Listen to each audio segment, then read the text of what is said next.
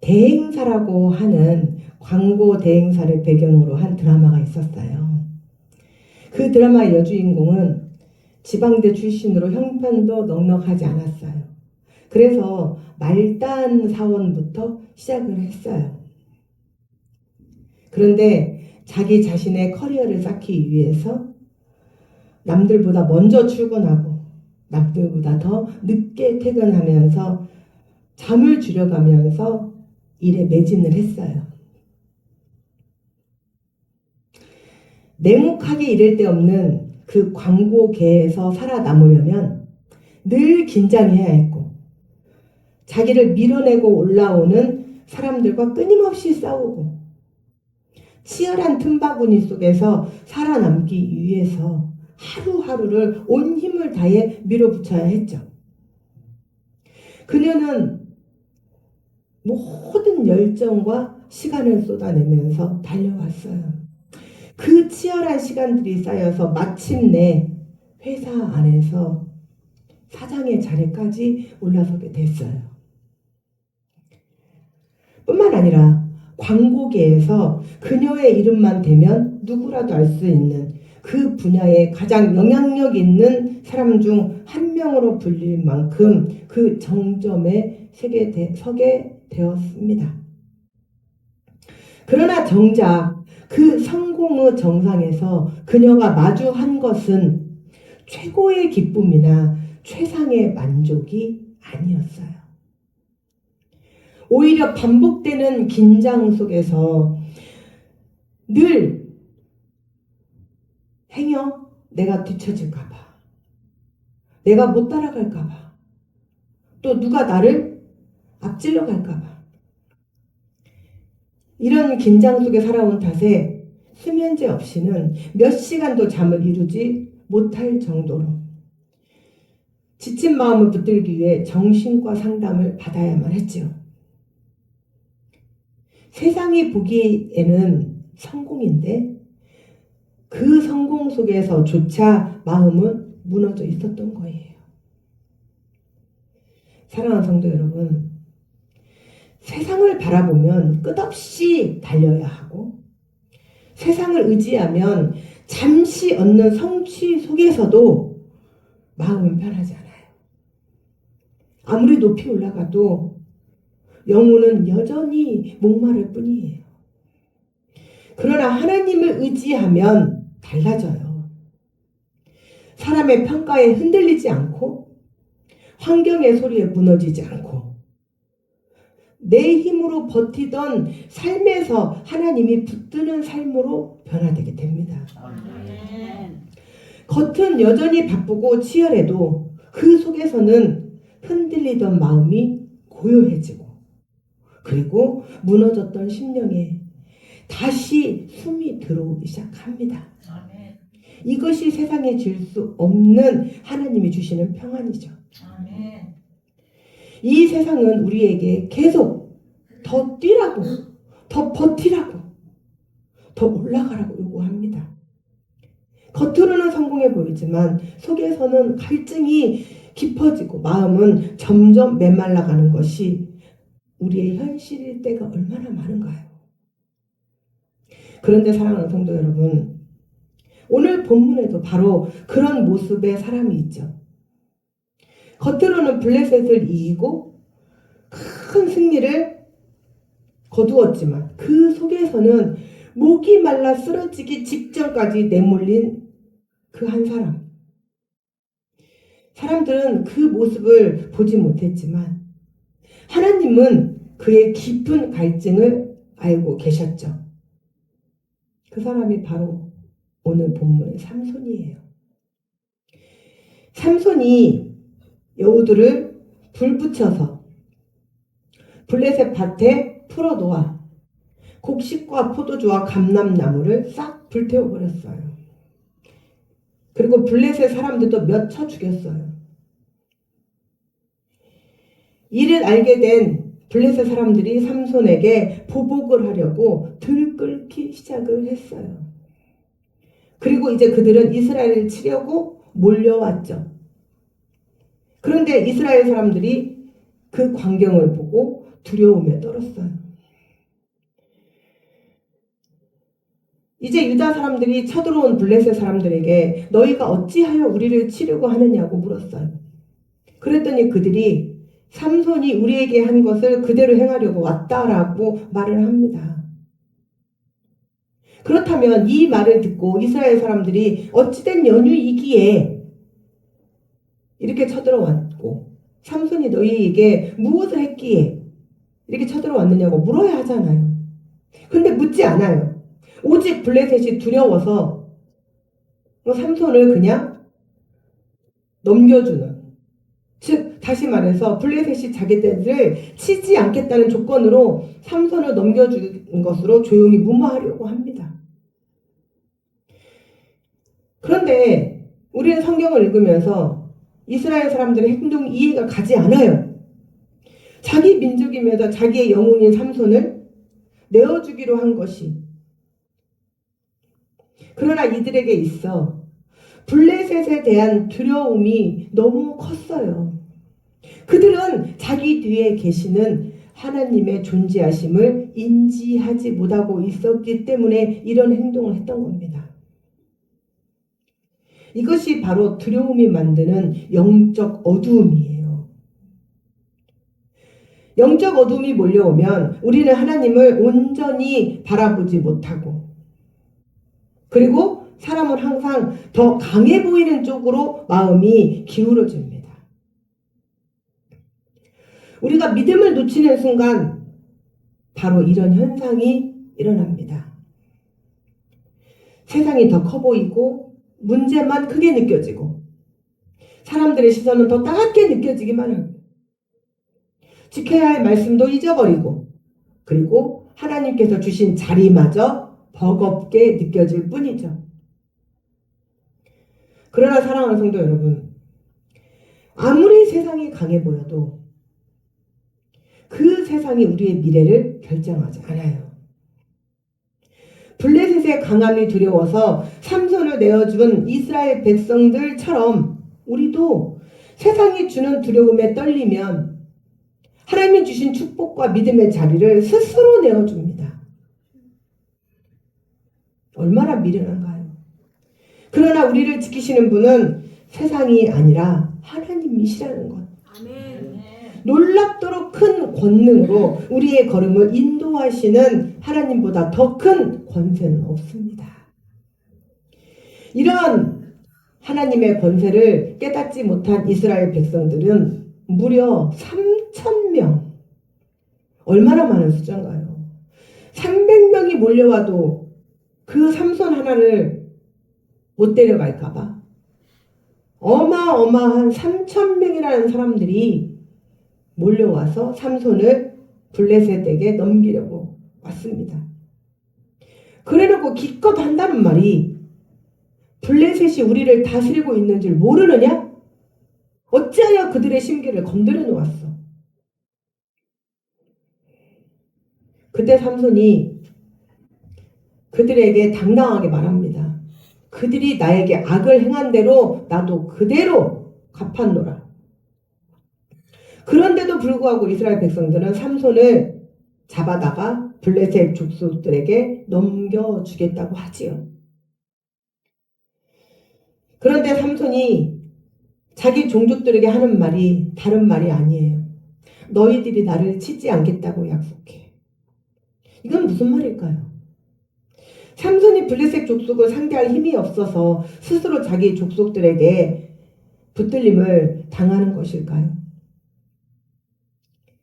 삼손은 자기가 그렇게 함으로 인해서 자기 동족들이 다칠까봐, 그리고 또 자기를 해하려고 하면 자기도 방어 기제가 있기 때문에 자기 족속들을 스스로 칠까봐 끝까지 자기 족속들을 보호하기 위해서 너희가 나를 치지만 않겠다고 약속을 해다오.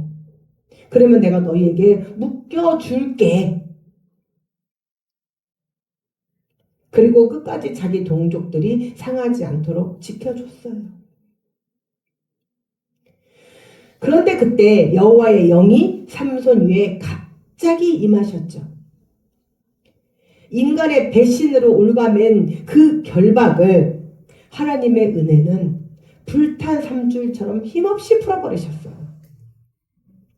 그리고 하나님의 능력을 그에게 베푸시자 그가 그 누구도 당할 수 없는 강력한 힘의 소유자가 되었죠. 그러자 삼손은 그 자리에서 아무짝에도 쓸모없는 나귀의 턱뼈 하나를 집어들고 그 작은 한 도구로 블레셋 족속을 무려 1000명이나 쓰러뜨렸어요.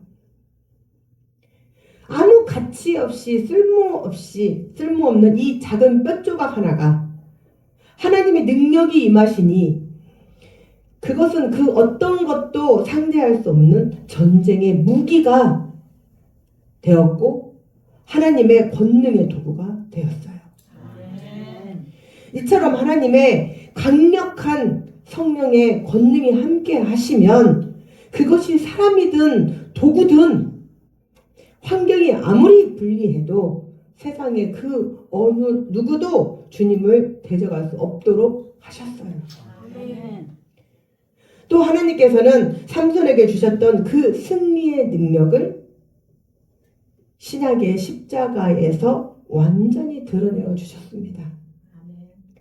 바로 우리 예수 그리스도의 십자가를 통하여 마귀를 짓밟으시고 그 최후 승리를 확증을 하셨죠. 그러므로 우리도 성령의 능력을 덧입고 예수 그리스도를 의지하여 나아가면 그 어떤 일도 못할 것이 없기 때문에 세상의 그 어떤 악한 것도 우리를 방해하지 못하게 됩니다. 또한 우리에게 능력 주시는 주님 안에서 우리는 무엇이든지 할 수 있기에 그 어떤 난관이나 어려움이 닥칠지라도 우리는 능히 이기고 승리할 수 있게 됩니다. 우리가 하고 싶어서 하는 것이 아니라 나와 함께 하시는 하나님께서 우리 예수 그리스도를 통하여서 또 우리를 늘 지키시고 보호하시는 성령님의 은혜를 통하여서 저절로 하게 만드신다는 거예요. 삼손이 하나님의 영이 도와주기를 기도하지 않았어요. 그런데 하나님의 영이 먼저 임하셨다니까요. 우리가 예수 그리스도를 믿고 의지하고 나아가기만 한다면 우리가 원튼 원치 않든 하나님은 우리를 도우시고 우리가 어떤 상황에서도 이기고 나아갈 수밖에 없게 우리를 이끄신다는 것이 그것이 은혜입니다. 그리고 우리의 모든 삶의 영역에서 새 소망을 가질 수 있도록 하나님은 인도하십니다. 그런데도 하나님 앞에 나아오지 아니하고 마치 무당이 점집을 찾아다니듯이 자기 아쉬울 때 찾아오고 그렇다면 하나님은 언제 그 권능의 힘을 언제 하나님께서 성령의 능력을 주실 수 있겠냐는 거죠. 하나님 앞에 나아오는 것이 하나님 앞에 서 있는 그 자리가 바로 하나님의 권능을 받을 수 있는 자리라는 거예요. 삼손은 하나님의 권능을 힘입어서 큰 승리를 거두는 싸움을 싸웠죠. 그런데 그의 육신은 체력이 소진되고 고갈되었어요. 시원한 물 한 모금을 먹고 싶었지만 그 지금 싸움이 일어나고 있던 레히라는 곳은 온통 바위뿐 아니라 아무 데서나 쉽게 물을 구할 수가 없는 곳이었어요. 이 레히라는 곳의 원래 이름의 뜻이 신기하게도 턱뼈라는 이름의 뜻이랍니다. 이곳은 돌이 많은 메마른 산지였어요. 지형이 울퉁불퉁하고 물길조차 통하지 않는 곳이라 웅덩이도 없어요. 말 그대로 바위만 있는 황량한 들판 같은 곳이죠. 햇볕은 강하게 내리쬐는 곳에 숨 돌릴 그늘조차 찾기 힘든 곳에서 무려 1000명이나 때려 죽이기 위해서 힘을 쓴 삼손은 얼마나 목이 말랐을까요? 그런데 단순히 목이 마른 것이 아니라 목이 말라 쓰러질 지경에 이른 것은 너무나 당연한 상황이라는 거예요. 더구나 삼손은 혼자만 있었던 전장이었어요. 도움을 청할 사람도 물을 구해줄 사람도 없는 그 철저한 고독의 자리. 그리고 지금 삼손 곁에는 물 한 모금 가져다 줄 사람이 한 명도 없을 정도로 혼자서 싸웠다는 거예요. 삼손은 하나님께 절규합니다. 하나님께서 나를 통해 구원의 승리를 이끌게 하셨지만 정작 나는 지금 목이 타들어가는 갈증으로 지금 죽을 지경입니다. 이제 곧 내가 목이 말라 죽는다면 저 블레셋 족속들이 다시 와서 나를 결박해 끌고 갈 것입니다. 삼손의 입에서는 살려달라는 절박한 호소가 터져나왔어요. 승리의 함성은 끝났지만 그의 목숨은 지금 갈증 앞에 놓여 있었고 그는 하나님 아니면 살 길이 없다는 사실을 그 자리에서 고백할 수밖에 없었어요. 사랑하는 성도 여러분, 우리의 삶 가운데 이런 상황이 얼마나 많은가요? 내가 성공의 가도를, 성공의 정점에 있을 때에 오히려 내 영혼은 말라붙어서 죽을 것 같을 때, 또는 내가 치열하게 삶의 전쟁 속에서 있을 때에 삼손처럼 부르짖으십시오. 나를 살려달라. 하나님, 주님의 영혼의 샘물이 나에게 임하지 않는다면 나는 다시 세상 속으로 끌려갈 수밖에 없습니다. 악한 마귀는 다시 나를 결박하여 끌고 갈 것입니다. 내 영혼의 샘물을 터뜨려 주시옵소서. 그러면 하나님이 이 간절한 호소에 외면치 아니하시고 하나님께서 삼손을 외면치 않으시고 한 우묵한 곳을 터뜨리셔서 삼손이 먹고도 남을 만큼 흡족하게 물을 주셨어요. 사람의 눈에는 아무것도 없는 바위였지만 하나님 앞에서는 생명이 흘러나올 통로가 되었어요. 바로 이 아무것도 없는 바위가 장차 우리에게 생명을 주실 예수 그리스도를 애표하는 바위가 되었습니다. 그 생명의 바위이신 주님께서 오늘날 영적으로 목말라 죽을 것 같은 괴로움에 있는 우리에게 영원한 생명수를 약속하셨습니다. 우리의 갈증을 아시는 주님은 멀리 계시지 않고 먼저 우리에게 다가오셨어요. 그리고 친히 이렇게 말씀하셨어요. 누구든지 목마르거든 내게로 와서 마셔라. 주님은 단지 우리를 부르기만 하신 것이 아니라 그 갈증을 채워주시겠다고 약속하셨어요.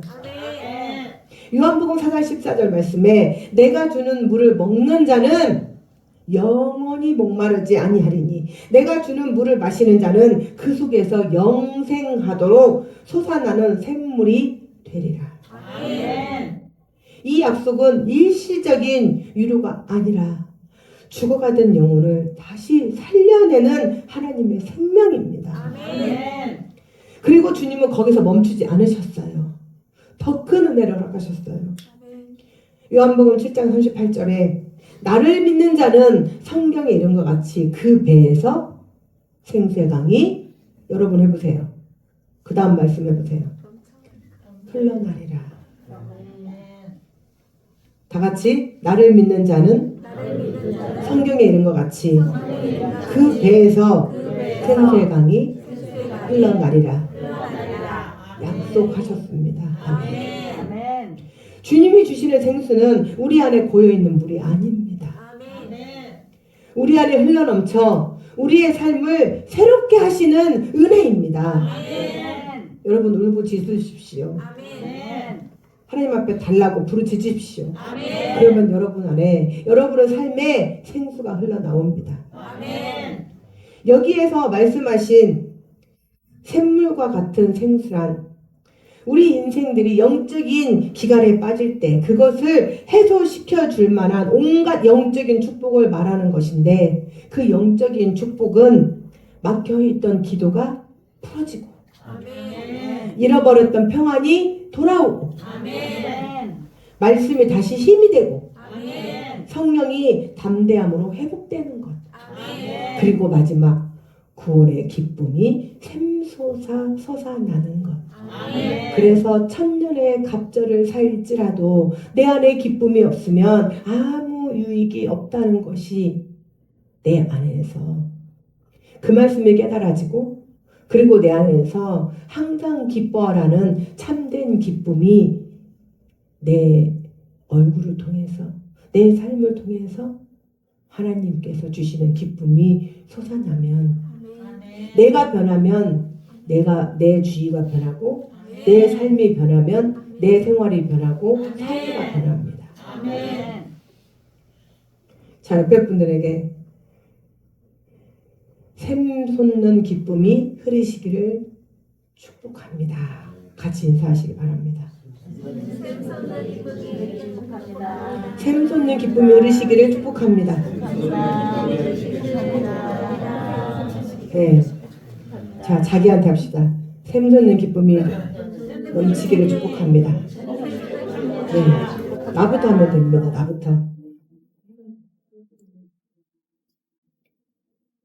주님을 온전히 섬기는 성도들은 세상 한복판을 걸어도 주님으로부터 그 부족함을 체험을 받기 때문에 결코 영적인 목마름에 쓰러지는 일이 없습니다. 아멘. 그러나 세상 사람들은 자기들의 목마름을 세상에서 해결하려고 때로는 온갖 노력으로 때로는 온갖 쾌락과 활락으로 애를 쓰지만 결국 그 모든 것은 전도서 2장 1절에서 11절 말씀에 나오는 것처럼 결국 모든 것이 헛되고 헛될 뿐입니다. 세상의 물은 잠시 달콤할지 모르나 영혼을 살릴 수 있는 생수가 아니기 때문이죠. 우리의 목마름, 즉 영적인 목마름을 회복하기 위해서는 우리의 영혼을 소생케 하시는 은혜의 생수를 공급하여 주실 바로 우리 주 예수 그리스도만을 의지해야 합니다. 아멘. 그 생수가 아니고서는 영원히 살아날 길이 없습니다. 또한 우리 예수님께서 주시는 생수는 값없이 거저 주시는 은혜의 물이에요. 아멘. 우리는 그저 주님께 나아가서 받아 마시기만 하면 됩니다. 아멘. 삼손이 목이 말라 죽을 것 같은 고통에서 하나님께서 주시는 생수를 마음껏 마시고 회복이 되었듯이 우리는 주님께서 주시는 생수를 그냥 받아서 벌컥벌컥 마시기만 하면 우리는 회복이 됩니다. 아멘. 받아 마시는 성도들이 되시기를 주님의 이름으로 축원합니다. 아멘. 사랑하는 성도 여러분, 삼손에게 샘을 터뜨려 그의 생명을 회복시키신 하나님께서 오늘 우리의 영혼도 그와 같이 다시 살리시기를 원하십니다. 아멘. 우리가 아무리 메말라 있어도 주님께서 은혜를 부어주시면 다시 숨을 쉬게 되고 다시 일어설 힘을 얻게 됩니다. 아멘. 그러므로 하나님의 은혜 안에 거하십시오. 아멘. 때로는 눈물로 지낸 밤이 길어도 마음이 무너져 길을 잃어도 하나님께서 은혜를 부으시면 여러분의 지친 심령이 다시 일어나게 됩니다. 아멘. 이사야 40장 29절 말씀에 하나님께서 피곤한 자에게 능력을 주시며 무능한 자에게는 힘을 더하신다고 약속하셨어요. 아멘. 또 이사야 41장 10절 말씀에는 내가 너를 붙들리라 다시 일어서게 하리라. 아멘. 의로운 손으로 너를 붙들리라고 아멘. 말씀으로 확장하셨습니다. 아멘. 사랑하는 성도 여러분, 우리의 삶이 그렇게 호락호락하지 않습니다. 1000명을, 10,000명을, 10,000명을 붙들고 물어봐도 사연 없는 집이 없고 사연 없는 사람이 없습니다. 그러나 그럴지라도 제가 평일 예배 때 말씀드린 것처럼 내가 이러니까 우울하고 저러니까 우울하고 이래서 내가 안 되니까 싫고 이래서 저렇고 결국 나는 나의 살아온 삶은 우울한 삶, 안 되고 안 된 삶을 살아낸 것밖에 없습니다. 그러나 전도서 6장 6절의 말씀처럼 천년의 갑절을 살지라도 오늘 하루 내가 나에게 기쁨이 되는 삶, 오늘 하루가 나에게 축복된 삶으로 살아간다면 하나님께서 나에게 주시는 생수의 그 생명수가 나에게 들어와서 나를 살리는 물이 됩니다. 아멘. 그러나 내가 말씀대로 살지 않는다면 그 생수가 나에게 들어와서 결국은 고여있는 물이 되고 나에게 썩은 물이 됩니다. 아무리 생명수가 나에게 들어온다고 할지라도 내 안에 고여있는 삶이 되고 내 안에 고여있는 물이 된다면 그 물은 썩은 물이 되겠습니까? 살리는 물이 되겠습니까? 내가 어떻게 하느냐에 따라서 내 삶이 기쁨이 되는 삶이 될 수 있고 내 삶이 죽어가는 삶이 될 수 있습니다. 사랑하는 성도 여러분, 이제 우리는 회복해야 합니다. 아멘. 하나님의 붙드심의 은혜가 삼손을 붙드셔서 일으켜 세우신 것처럼 인간의 연약함으로 실수투성이었던 그런 삼손의 부르짖음도 들으시는 하나님이세요. 아멘.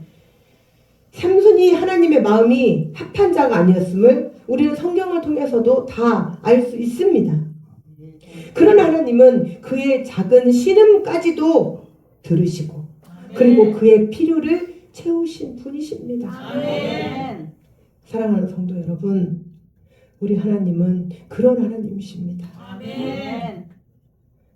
때로는 우리가 하나님에게 못마땅한 일을 한다고 할지라도 때로는 우리가 죄 가운데 있었다고 할지라도 하나님 앞에 나와 회개하고 또 하나님께 부르짖는다면 우리의 모든 허물과 죄악을 하나님께서는 다 어떻게 하신대요?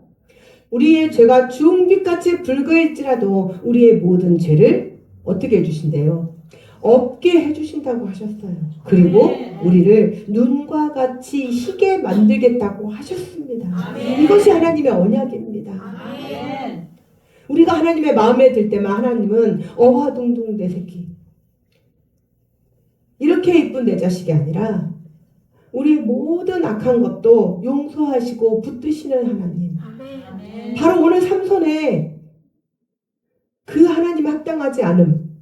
그럼에도 삼손의 작은 신음을 들으시는 하나님이 삼손에게 다 이루어 주셨어요? 안 이루어 주셨어요?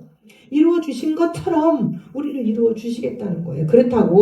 그렇다면 나는 내 삶을 사는 동안 내 마음대로 내 멋대로 즐기고 살다가 나 나중에 죽을 때쯤 하나님 마음에 합한 자가 돼야지. 하나님은 그 얍삭한 마음을 아실까요? 모르실까요? 하나님은 더 잘 아시죠. 사랑하는 성도 여러분, 이제 우리는 하나님 앞에 일어설 때입니다. 아멘. 다시 일어서서 삼손의 목마름을 회복시키신 하나님께서 오늘 이 자리에서 우리의 메마른 심령도 다시 적셔 주실 줄 믿습니다. 아멘. 그동안 버티느라 힘들었던 마음, 말 못하고 삼켰던 우리의 무거운 짐, 지쳐서 기도하기조차 어려웠던 그 자리를 이제 주님께 맡기십시오. 아멘. 다 내려놓으십시오. 아멘. 나를 부인하십시오. 아멘. 나를 부인한다는 것은 내가 하려고 했던 마음입니다. 전도도 말씀을 증거하는 것도 하나님께 다 내려놓으십시오. 우리는 나팔로만 사용되면 됩니다. 아멘. 그러면 그 열매를 맺고 안 맺고는 하나님께서 하십니다. 아멘.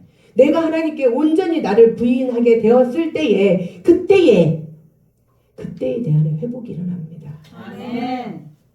주님께 맡길 때 내 안에 진정한 회복이 일어납니다. 아멘. 주님이 만지시면 회복되고 주님이 불어 넣으시면 살아나고 주님이 붙드시면 다시 걸어갈 힘이 생깁니다. 아멘. 이 시간 주님의 은혜 앞에 마음을 여십시오. 아멘.